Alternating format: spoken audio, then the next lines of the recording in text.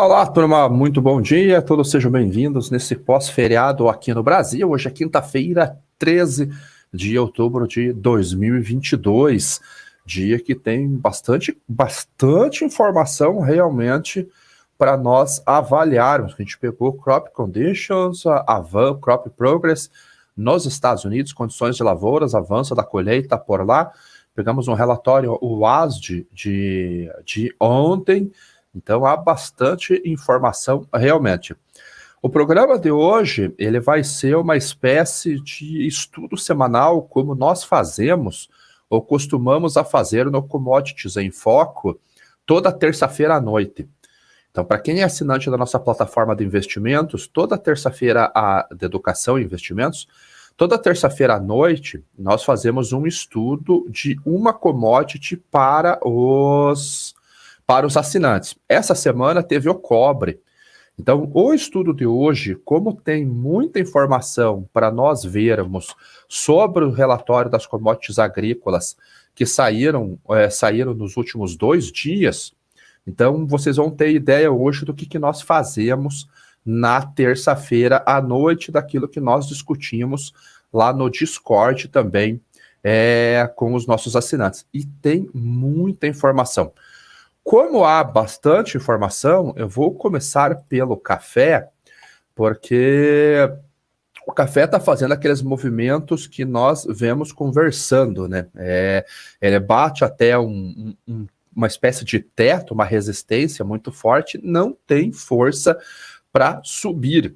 Então, hoje mesmo, ainda é cedo, o mercado ainda vai trabalhar ali após as 9h30 da manhã, mas você vê que o café já está abaixo de 210 centavos de dólar por libra-peso. Então, ontem ele fez um movimento de queda de aproximadamente 3%. Esse foi o movimento do café. Então, ele chega nesta região aqui um pouquinho acima, às vezes, ele chega um pouquinho acima de 225, ele não chega nem ir até o 230 e acaba voltando também, mas não vai até 200 centavos de dólar por libra-peso, que seria essa faixa aqui aproximadamente. Então ele fica nesse 210, 220, 210, 220, 7 um pouquinho para baixo, 7 um pouquinho para cima e não anda. E o café é aquela história, né? Sabemos da oferta apertada? Sim. Se nós sabemos, o mundo todo sabe que há uma oferta apertada de café. Isso não é segredo para ninguém.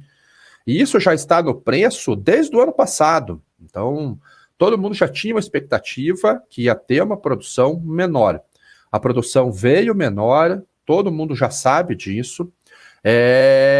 O clima, ele estava bom, vieram chuvas, a umidade do solo ficou bom, e isso ajudou também o sentimento do mercado a ter uma expectativa melhor para a próxima safra. Então, havia uma expectativa muito ruim, a expectativa melhorou, os preços não sobem. E a demanda está fraca, não estão comprando muito café. Além disso, o Brasil voltou a exportar café e mês passado teve um embarque muito maior do que o mesmo mês do ano passado. Não é que o mercado esteja acreditando que tem aí 500 milhões de sacas de café, que tem estoque no Brasil. Há estoque no Brasil? Há. Isso é consenso de mercado também, inclusive dentre os comerciantes aqui no próprio estado. Então, eu falei, eu visitei o Vitória Summit Coffee, conversei com alguns produtores, conversei com tradings, conversei com brokers, e todos têm consenso de que há café realmente no Brasil. Ainda não sabemos exatamente qual é a quantidade, mas a demanda por café no Brasil, ela não está forte, originando em outras origens. Às vezes você não usa a Bolsa de Nova York para fazer essa fixação de preços por lá. E o clima que vinha muito bem nos últimos dias, agora ele já começa a ficar ruim. E o ficar ruim é diferente do ano passado. É um excesso de umidade. E é um excesso grande de umidade. Vou colocar para vocês aqui alguns mapas de clima agora, e a gente já parte para as commodities agrícolas, as de base. Esse daqui é a umidade do solo, a mistura de umidade do solo em percentual aqui no Brasil. Esse é um relatório diário. Vocês conseguem ver a pontinha vermelha aqui é 2022. Então, já está muito úmido em algumas regiões, muito úmido. Isso começa a trazer riscos de doenças, riscos para o desenvolvimento da lavoura. Então, já há muita umidade realmente. Então, isso é algo que tem que preocupar. Ano passado era seca, era estiagem que culminou numa geada muito forte. Agora é o excesso de umidade. Porém, há uma boa notícia a princípio, há uma boa notícia e vai ajudar a produção agrícola aqui no Brasil, inclusive de soja e de milho. Só que pode ser uma notícia ruim se persistir por muito tempo. Esses mapas que eu estou colocando para vocês aqui são os mapas de anomalia de precipitação. Então, nós temos de 1 a 5 dias, 4 modelos, o modelo EC e o modelo GFS americano, 6 e 10 e 11 e 15. Então, hoje, nós vemos aqui que há um corredor de umidade, de chuvas, que ele passa por todo o estado do Paraná, começa no litoral de São Paulo e Santa Catarina, e ele vem para o estado do Paraná, passa pelo Mato Grosso do Sul, e aí vem para a região amazônica. Todos os mapas mostram isso daqui. Todos. Olha como que está, como que vai ficar isso nos próximos dias. Esse modelo aqui, ele amplia essa área de umidade aqui, indo para Minas Gerais ainda. Os outros modelos também mostram um certo volume de chuvas, mas olha depois o que acontece. Seca. Então, isso daqui pode ser o efeito Laninha. Isso pode ser o efeito Laninha. Então, nos próximos 10 dias, ainda há previsão de chuvas para essa região do Paraná, São Paulo, sul de Minas Gerais, e sobe até aqui para o Mato Grosso, há previsão de chuva, e aí sim, para o Mato Grosso é uma ótima notícia, Mato Grosso, norte do Mato Grosso do Sul, mas depois o clima já fica muito similar aos efeitos do Laninha do ano passado, ou seja, uma seca forte aqui na região sul e aquela chuva tradicional mais próximo ao Equador. Então, uma mudança realmente, uma virada de chave no clima aqui no Brasil. O plantio avançou muito bem aqui no Brasil, tanto para a soja quanto para o milho. A soja, por causa da chuva no Paraná, ela perdeu o ritmo, então ela avançou, perdeu o ritmo e agora ela está esperando cessarem as chuvas. Mas há bastante tempo ainda para plantar uma soja um pouquinho mais tardia. O milho já quase todo plantado. Isso vai deixar uma janela de plantio excepcional para o próximo ano. Então já deveremos ter safra chegando no mercado, tanto soja quanto milho, no finalzinho de janeiro. Finalzinho de janeiro. Então a gente vai encurtar esse processo de desenvolvimento, tem mais pressão nos estoques, nos estoques de grãos que já estão com bastante grão, bastante oleaginosa aqui no Brasil. O Marco perguntou da Argentina, a Argentina está aqui, a gente vê que o problema da Argentina é de seca, principalmente na região do núcleo aqui, Santa Fé, Córdoba, Buenos Aires, que é a maior região produtora. 90% do milho, do plantio do milho está atrasado por lá, mas eles também ainda têm um certo tempo ainda, porque a Argentina costuma plantar um pouquinho mais tarde, mas a condição de seca preocupa. Esse modelo aqui mostra uma certa umidade, então talvez venha uma chuva lá, talvez provavelmente seja isso que o produtor argentino está aguardando por lá para ver se ele faz realmente esse plantio. Mas com relação à precipitação, temperatura, precipitação, a gente vê que está bem seco, não tem chuva nem nenhuma região aqui, ó. Tandil, que é o sul de Buenos Aires, 25 de maio, Bragado, Junín, Pergaminho, Rosário, toda essa região aqui você vê que tem pouquíssima umidade ainda, então isso acaba atrapalhando o plantio por lá, por isso que 90% está atrasado, mas é uma virada de chave realmente aqui no Brasil e nós temos que acompanhar. Então, o café, ele já começa a ter esse tipo de preocupação, mas por hora o preço não sobe e eu não acredito que ele vá subir também no curto prazo de uma maneira muito forte, a não ser trabalhando dentro desse range que nós já conhecemos. Vamos passar pelas cotações e aí nós evoluímos pelos fundamentos.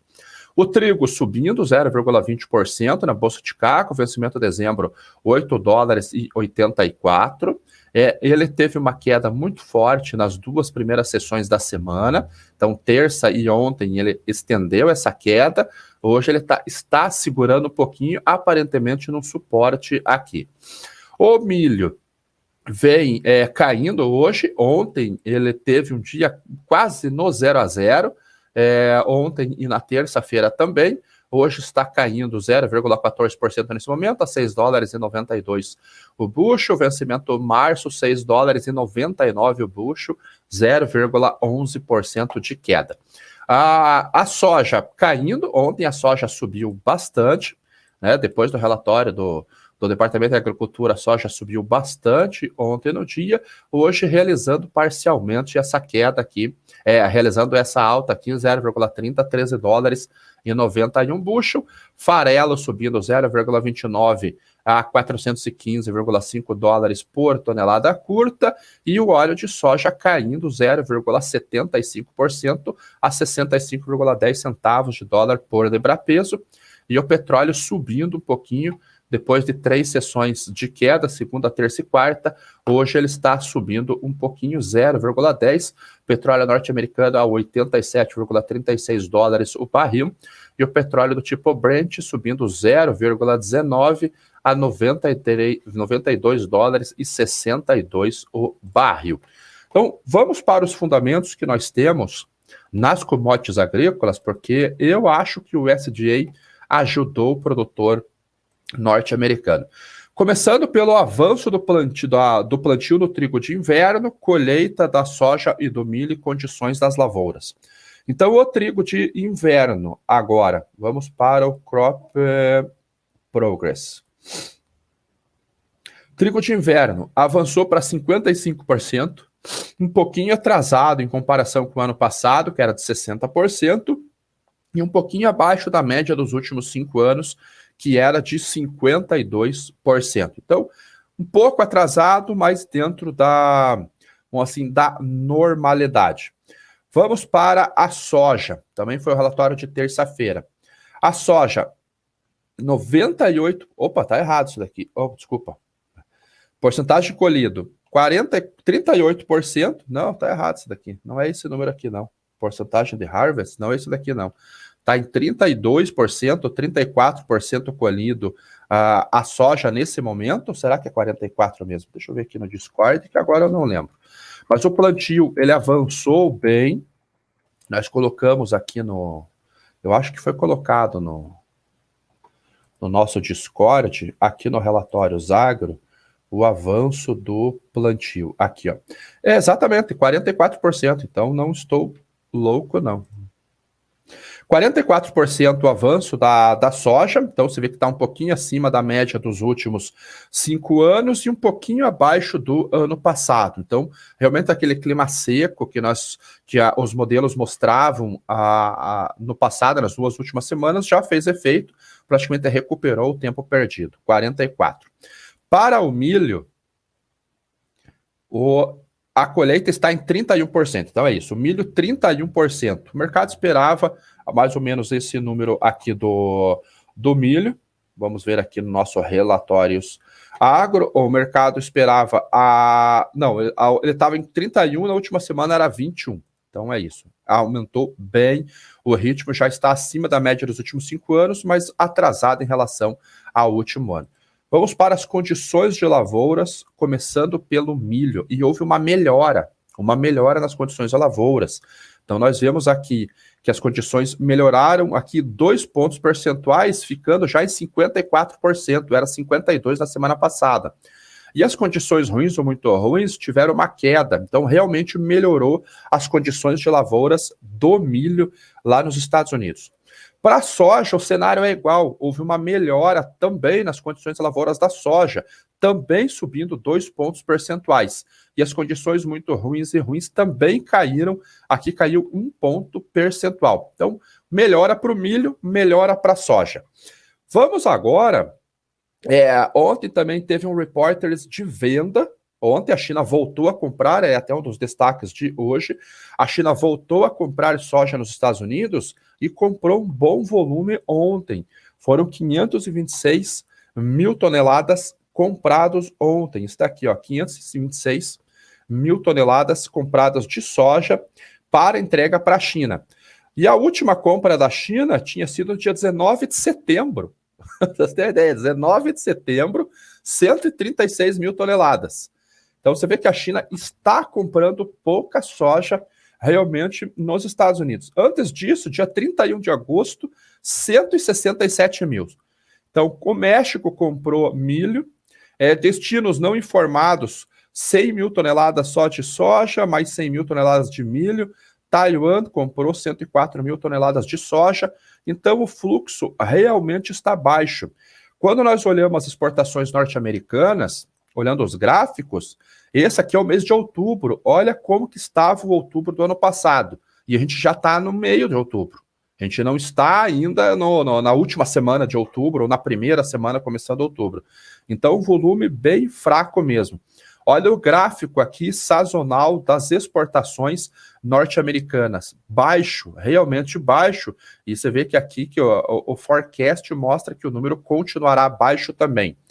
Olhando para o Brasil também não está exportando muito. Não está exportando. Você vê que o volume do Brasil aqui, ele está abaixo de alguns anos. Ele está numa média. Se a gente pegar os últimos, aqui desde os últimos 7 anos, nós estamos numa média. Mas o volume realmente também tem sido bem fraco. Com isso, ontem o USDA fez algumas revisões importantes no relatório do UASD. Começando pelo quê? Uma redução na produção de soja norte-americana. Então ele reduziu mais uma vez o número. Ele já tinha feito uma redução no último report, agora ele reduziu 1,78 milhões. Então, a produção norte-americana está estimada em 117 milhões 380 mil toneladas e ele reduziu as exportações em 1 milhão de toneladas. Agora, o número atual é de 55 milhões e 660 mil. Então, uma redução, realmente, mais uma redução. Na China, ele aumentou as importações em 1 milhão de toneladas. Ok, é um número baixo, a China já falou que não vai importar isso, não faz preço nenhum no mercado esse número da China. E no Brasil, ele aumentou em 3 milhões de toneladas.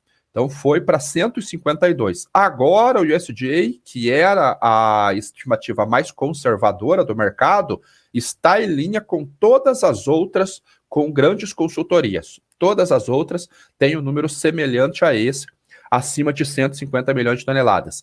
Aumentou o consumo doméstico no Brasil em 2 milhões e 200 mil toneladas e aumentou um tasquinho nossas exportações em 500 mil toneladas.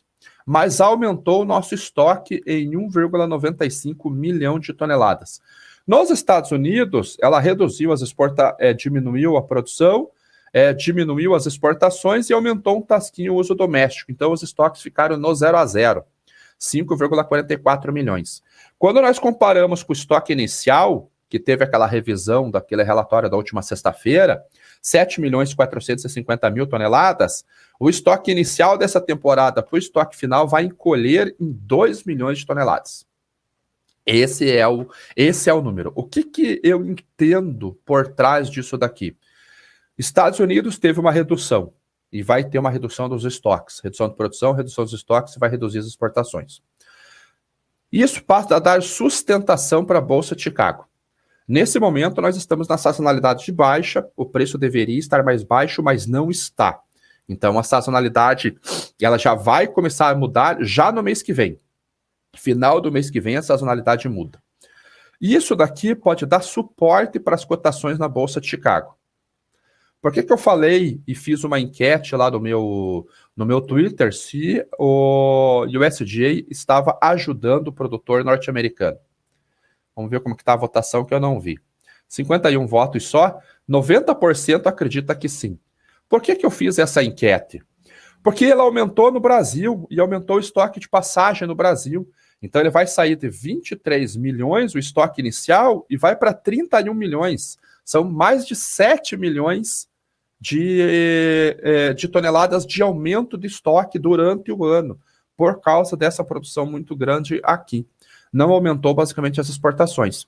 Qual que é a dinâmica? Sustentação para a Bolsa de Chicago, muita oferta no Brasil, o prêmio cai. Então, isso passa a ser positivo para o produtor norte-americano e passa a ser negativo para o produtor brasileiro. Porque se ele espera muito para vender, ele vai ter um prêmio muito mais baixo e uma grande possibilidade dele ter um prêmio abaixo do histórico. Similar ao que aconteceu em 2020, quando os prêmios chegaram a trabalhar em valores negativos. Na Argentina, 51 milhões de produção, não mexeu em nada, reduziu sim o uso doméstico, tanto para esmagamento quanto para outros usos, em basicamente 1 milhão de toneladas, e aumentou as exportações. Totalmente justificado devido àquelas grandes exportações do mês de setembro. Então, esse é o cenário da soja globalmente. Indo para o milho, sim, o milho está, o cenário muito, muito ruim, o cenário do milho. Houve redução dos estoques iniciais globais em 5 milhões de toneladas, norte-americano em 3,75 milhões de toneladas, e no mercado aqui dos maiores exportadores, uma redução de 0,7. O Canadá, uma redução de quase nada, e na China, uma redução de 1 milhão de toneladas, assim como na Ucrânia. A produção para essa temporada também uma redução, globalmente 3 milhões e 800 mil toneladas. Nos Estados Unidos, mais uma redução, também já era esperado, 1,24 milhão de toneladas. A safra agora está estimada em 352 milhões. Ano passado, para vocês terem uma ideia, essa produção era de quase 382 milhões de toneladas. Olha a diferença, 1 bilhão 525 milhões de bushels para, 22. É isso mesmo. 1 bilhão 232, 1 milhão 525 bilhão de bushels para 1,377. É uma queda muito grande na produção norte-americana. E eles reduziram aqui novamente a produtividade de 172,5 para 171,9. Foi uma redução só, um tasquinho de redução. No final do ano, a gente deve ter um estoque global reduzindo em 3 milhões 330 mil toneladas. E os estoques americanos reduzindo em 1 milhão. Ele já vinha apertado aqui em 35 milhões de toneladas. Ele vai fechar abaixo de 30. Esse é o menor estoque desde 2013. Na Ucrânia, foi aumentado as exportações em 2 milhões e meio para 15 milhões e meio. Totalmente justificado por causa do fluxo contínuo lá da região do Mar Negro. Então, a Ucrânia tem embarcado, perdeu um ritmo agora nos últimos dias, mas ela embarcou bastante milho, bastante trigo por lá. Então, esse aumento das exportações totalmente justificado. O acordo termina em novembro e a ONU já está trabalhando para prorrogar por mais um ano. A produção, ela está estimada em 31 milhões. É uma queda extremamente forte. A Ucrânia chegou a produzir 42 milhões de toneladas. Então, vai ter uma queda ali de quase 30% na sua produção. 31 milhões e meio, não houve alteração. As importações da China ainda estão mantidas em 18 milhões. Ok, talvez nem importe tudo isso, porque nos Estados Unidos ela não está comprando. Não tem compra de milho nos Estados Unidos nesse momento. No Brasil, houve manutenção em 126 milhões de toneladas. Ela não mexeu em nada nos Estados Unidos. Um leve aumento nos estoques finais para 8,25. Ok, está indo tudo muito, muito bem. Então, basicamente é isso. O cenário que eu vejo para o milho muito apertado globalmente, não tem como ser diferente, muito, muito apertado realmente, principalmente nos Estados Unidos.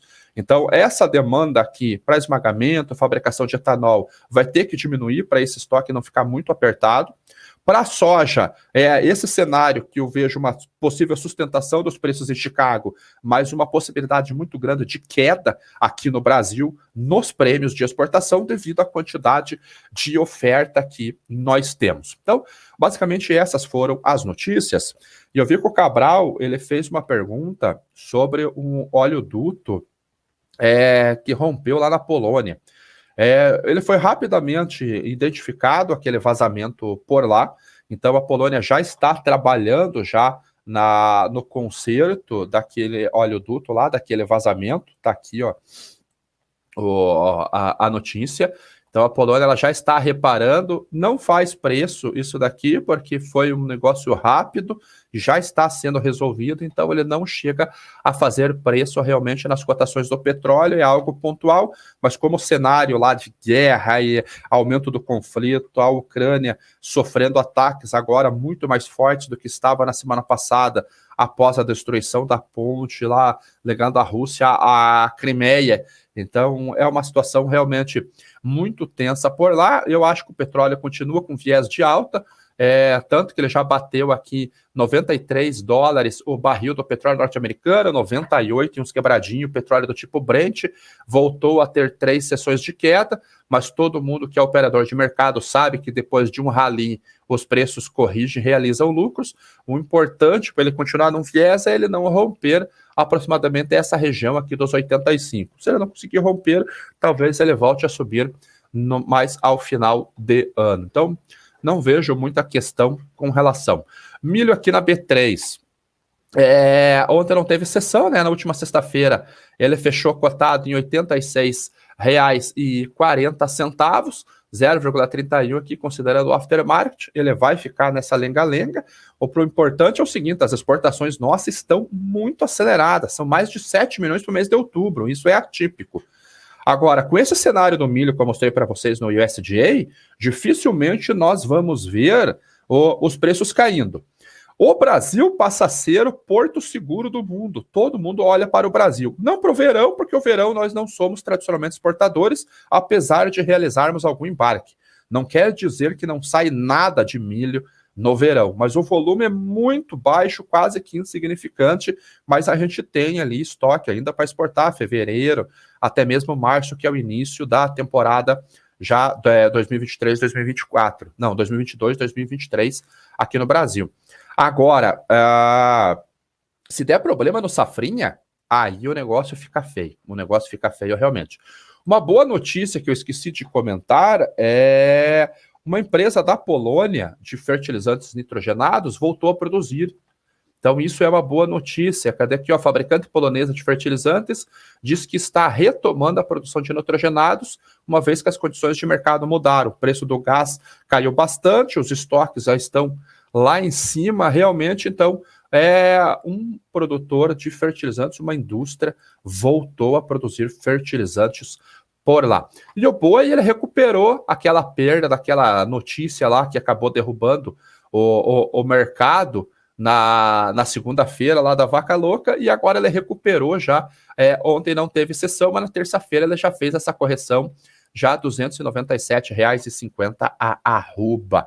Então é isso daí, pessoal. Tentei fazer um programa aqui, foi um pouco meio embolado ainda, mas é que tinham muitos dados, tentei ser o mais breve possível por causa do horário. O Michael dizendo aqui que acha difícil a Argentina produzir 55 milhões de temporadas.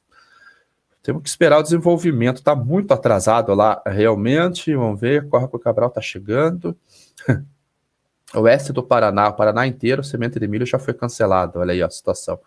O Márcio lá no interior do Paraná, estreitando a janela para o Safrinha 23. Carol, que algo que a gripe aviária na Europa e Estados Unidos vai se confirmar o surto? Não sei se vai se confirmar, mas há alguns casos por lá. Então, o mercado sempre monitora, mas esses casos também não são atípicos. Já tem, quase sempre tem notícia realmente desses casos de gripe aviária por lá. Aqui, ó, o Miguel aqui, ó, deixa chover, milho já está espiga mais grossa e produtividade maior. China comprou soja nos Estados Unidos ontem, sim, mostrei para vocês aqui. Foi a maior venda de soja desde 11 de junho de 2020. As greves das refinarias da França podem afetar os preços globais ou apenas interno deles? Interno deles, talvez na Europa, mas a situação já está bem mais complicada. E o milho, realmente, 30 milhões de toneladas a menos. Então, bora, pessoal, dá like aqui, ó, 333 pessoas assistindo, menos de 100 likes. Aqui na BMC, aqui também, pessoal, dá like lá, 203 pessoas assistindo, 69 likes. Vamos ajudar aqui nos likes. Não tem nenhuma pergunta. Então é isso aí, pessoal. Bora lá, vamos para o Morning News ali com o Daniel Morales, que já está aqui no chat. Todos tenham um ótimo dia. Voltamos amanhã no Sextou do Primeira Hora do Ar.